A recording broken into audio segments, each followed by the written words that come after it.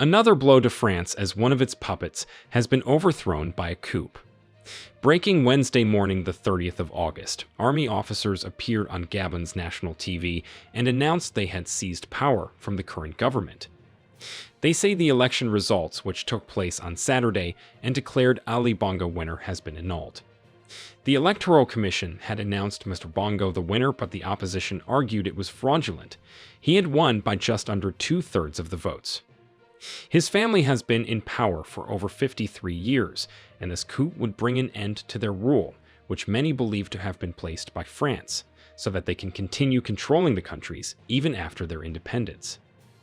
Gabon is one of the biggest oil producers in Africa, and over 90% of this country is covered by forest.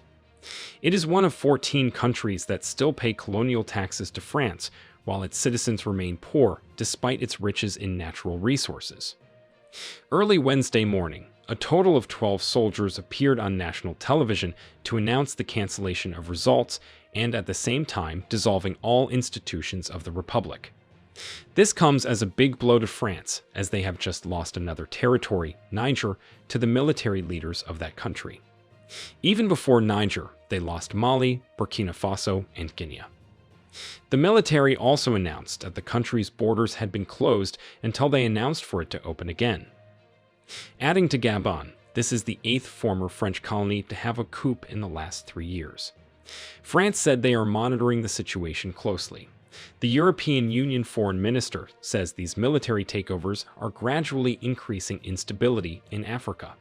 He also added that it is a very big issue for Europe. Also, the biggest mining group in Gabon, which is also a French company, which employs thousands of people in the country, announced they have paused all work for security reasons.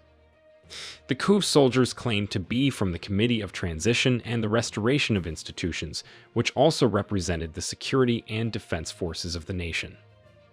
One of the soldiers even said they had decided to defend peace by bringing an end to the current regime, meaning the end of the Bongo family rule. He added that it was a result of irresponsible, unpredictable governance, resulting in a continuing deterioration in social cohesion that risks leading the country into chaos. Loud gunshots could be heard in the country's capital, Libreville, after the TV broadcast. The communique was played over and over again on the 2 national TV channels. They said all parts of Gabon's defense forces were in support of this. Many say the issue of this coup is not over, as there might be some resistance. Why do you think there are so many coups in former French colonies? After the soldiers' announcement, they never made mention of the whereabouts of Ali Bongo. It is still unknown. Internet access was even suspended after the elections on Saturday for security reasons, but was immediately restored after the takeover. A curfew has also been set in place by the military. Just like in past elections in Gabon, there were still concerns about the process in Saturday's elections. The major opposition candidate of that country, Albert Ondo Osso, cried that many polling stations never had ballot papers bearing his name, even though some of the coalition members who had withdrawn still had their names on the sheets.